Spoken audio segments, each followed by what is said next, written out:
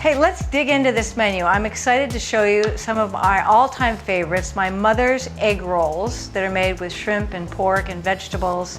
I'm going to show you how to make those, roll them and fry them. Then we're going to make a Japanese sticky rice triangle with furikake that you fry in sesame oil. Makes a nice crispy crust. We're going to saute some bok choy and carrots, and then we're going to have coconut cupcakes for dessert that can be made dairy and gluten-free. So let's get started.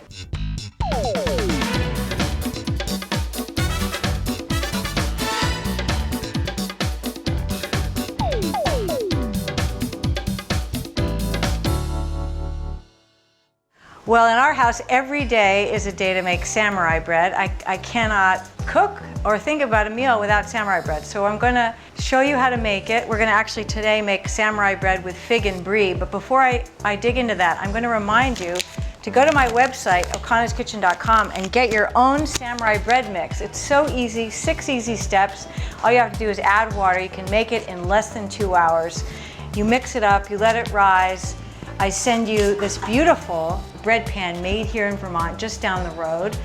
You put butter on that pan, you stick it in the pan, put it in the oven, and you have delicious baguettes. Now look at that baguette. I mean, I made a mini one for this episode, but they all look like this with this delicious crust. And today, because we have all kinds of ways that we can use samurai bread, I'm going to slice it in half, and we're going to cook it in the oven with some melted brie and fig jam. And that's just going to be a delicious appetizer.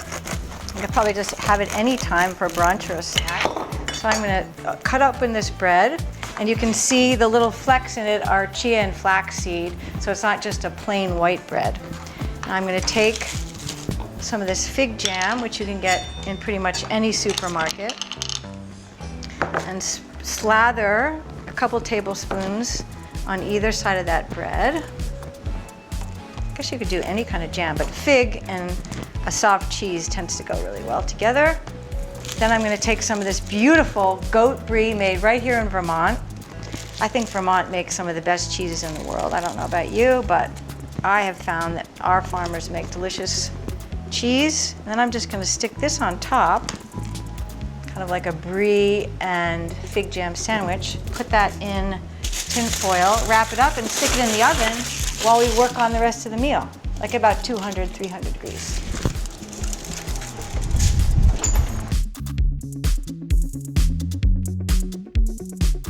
Before we dig into the egg rolls, I want to show you a really fun way to use Japanese sushi rice. So I've already made a batch of the sushi rice, which, I mean, if you don't know how to make it, the only thing that you have to remember before you cook it is that you have to rinse the rice because there's a lot of starch in it. So that's an easy. Rinse it out until the water's clear. So I've made that, and then we have these cool little triangle molds that you put the sticky rice in. And this is just a fun, I just love this thing. Stick the rice, and these make great snacks. When I went to Japan, rice, they have rice, everywhere. And they have like vending machines with rice snacks. Anyway, this is my version of a Japanese rice snack. They probably do it over there. And this, you just dump that into the mold. And then it just comes right out into these great, cool little triangles. So I have a bunch of these triangles. And what I'm going to do is dress them up with this Japanese furikake, which is basically like a sprinkle. It's got sesame seeds and seaweed. And I'm going to sprinkle that on the little triangles. And it's going to give it a crunch and a flavor. And then we're going to fry it in some sesame oil to make a nice crust. So let's finish. I'm going to heat the sesame oil, and then we're going to heat up this pan and get these triangles just coated with this yummy seaweed sprinkle. And then we're just going to put that right into the sesame oil.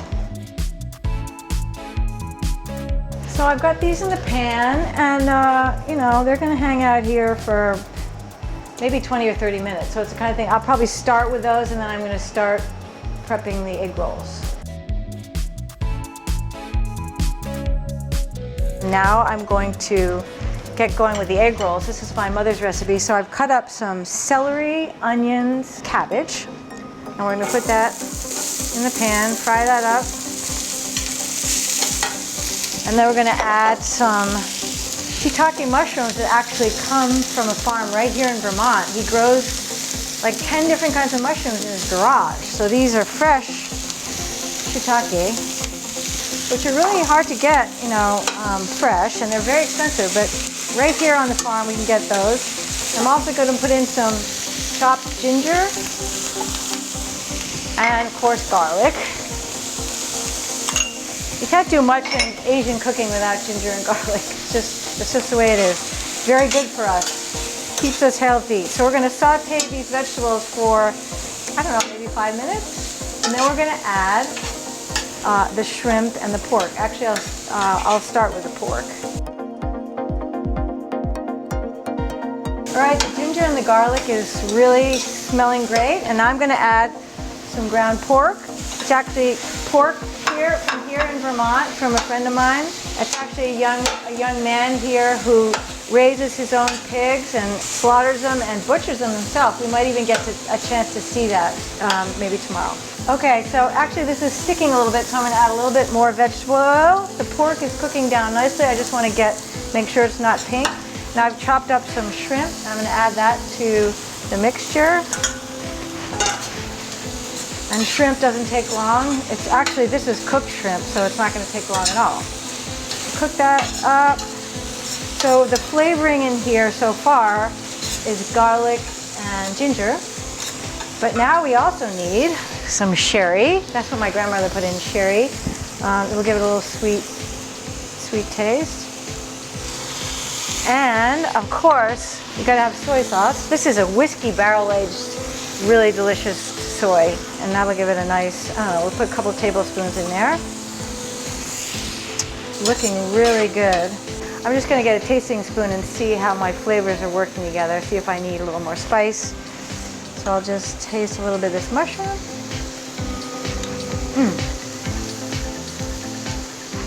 I think I need a little bit more of this soy. So I'll put a little more soy. And that should be perfect. Okay, now we're gonna let that cool down a little bit before we roll the egg rolls. These always take longer than I think, but this is looking like it's about ready to flip. What you're gonna look for is a kind of a crust on the bottom. See how it's kind of, you can tap it with your spatula and it'll kind of leave a little bit of a crust. But you just want it to brown. And then we're gonna leave that for another 10 or 15 minutes. Okay, let's roll some egg rolls.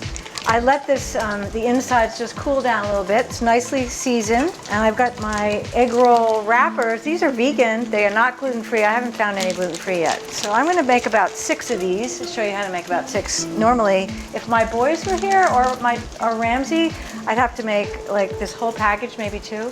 But I'm not doing that today. I'm gonna show you how to make 6. Because we don't need all those. So take about a heaping tablespoonful. We're gonna just gently put that in the wrapper. It's pretty forgiving. And don't be shy about putting a bunch in. And then you're just gonna take it and fold it in. Make a little nest for your insides. There you go. 1. I try to get a little bit of the juice out so that it doesn't like drip out of the egg roll, but it's not gonna matter that much once you get it into the frying. The hot oil, kind of pull a little bit back, fold it up kind of like an envelope. Boom. Ooh, that one ripped because it had too much juice. So we'll make another one. I'll make 1 extra. You can smell my oil getting nice and hot. You've got to make sure the oil is hot, or, well, you want the oil to be hot so it cooks fast and it doesn't soak up so much of the oil. And you can use a mixture of peanut oil and vegetable oil. Is what I like to use.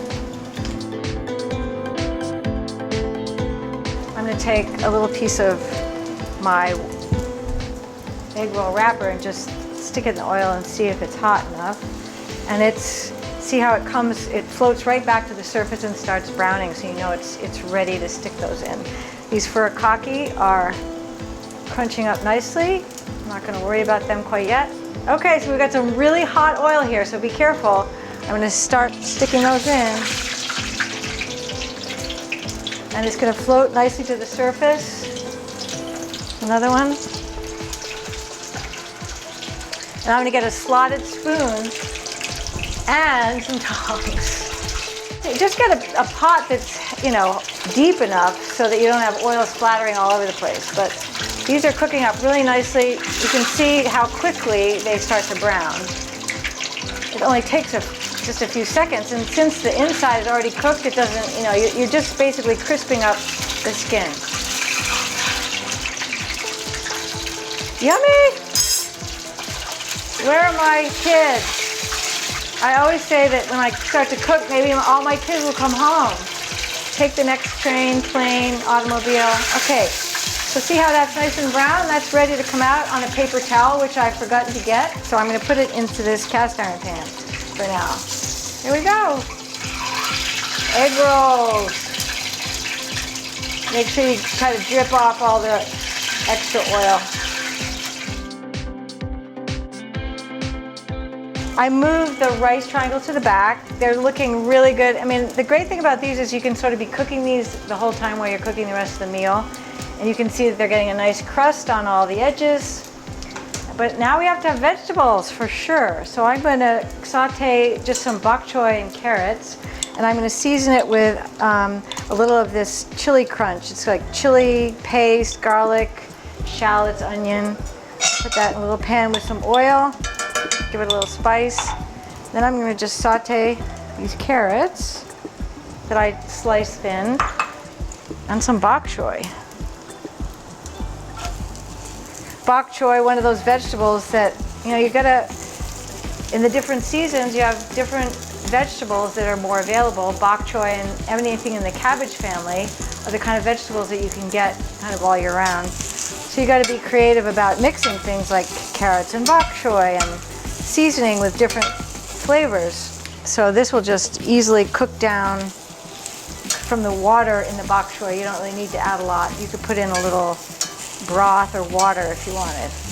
But we don't need this to have a ton of flavor because we've got the egg rolls, the seasoning on the rice. Okay, so we're just wait for a few minutes while that cooks down and they'll be ready to plate it up. Oh, we've got to check on our samurai bread in the oven. Hold on a second. We've got samurai bread with a melted fig and brie that's looking nice and melted. So I'm going to take that out of the oven. And I stuck some cupcakes on you in there. So the coconut cupcakes are actually in the oven cooking, and we're going to take those out as soon as the vegetables are ready and frost them and be ready to have our whole meal. Coconut cupcakes are ready to come out of the oven, but what I wanted to talk to you about is that these cupcakes can be made with gluten-free flour, which is great. I mean, I have kids that can't eat dairy or gluten, and these can be made with gluten-free flour and dairy-free butter. So that's a bonus. So we have our coconut cupcakes, which I can't put on here because they're hot. So we're gonna get a towel. And coconut cupcakes, I mean, if you like coconut, these are fabulous. And we're gonna frost them with a little coconut icing. But guess what? You can also buy dairy-free cream cheese. Now, come on. So we don't have to, just because we have food intolerance, oh, these smell delicious, it doesn't mean that we can't have all the yummy things that there are to eat. So dairy-free, gluten-free, I always try to offer those options. Now these are a little bit warm, so I'm gonna wait for a moment, but I've taken the samurai bread with fig and brie out of the oven. I mean, come on. Can you believe? Oh wow, look at that melted brie and fig jam. We're gonna slice that up. I mean, that could be a dessert, for goodness sakes. So I'm just gonna slice that up, and we're gonna see how the brie and fig melted right in the center of the bread. It's gonna be fabulous. So we'll cut that up a little bit. Okay, let me wash my hands. Put this frosting on the cupcakes. I'm just gonna frost maybe one so that you can See, I just mostly wanted to talk about the fact that these cupcakes, these coconut cupcakes being made dairy and gluten-free. Let's do another one.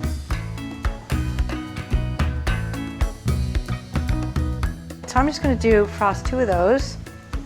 And now we're going to plate up we have the egg rolls that we made, and I'm going to, on the side, I always like to eat them with a chutney. This is a mango chutney. And then we have our rice triangles that are nice and crispy. Look at that, on all the edges, front and back. How cute, look at those. Put those in your kid's lunchbox. Then we got some veg. We just got some nice winter carrots and bok choy. You can season them with anything you want. I just put a little chili garlic paste in there.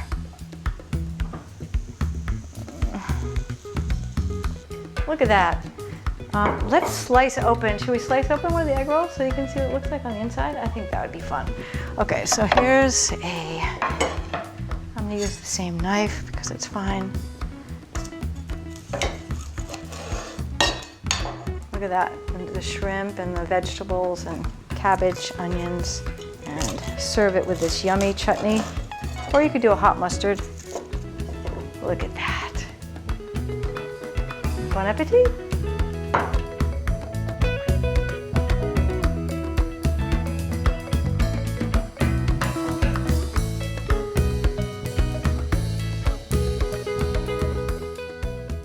Welcome to the Mountain Guides. They operate 5 mountain guiding companies in the American West. The Mountain Guides of Utah, the Mountain Guides of Red Rock, the Mountain Guides of Montana, the Mountain Guides of Colorado. Their flagship operation in Jackson Hole is based in Jackson and leading trips all over the high peaks of the Rocky Mountains. Join their custom mountain adventures led by experienced guides in the iconic destinations. For more information, log on to themountainguides.com.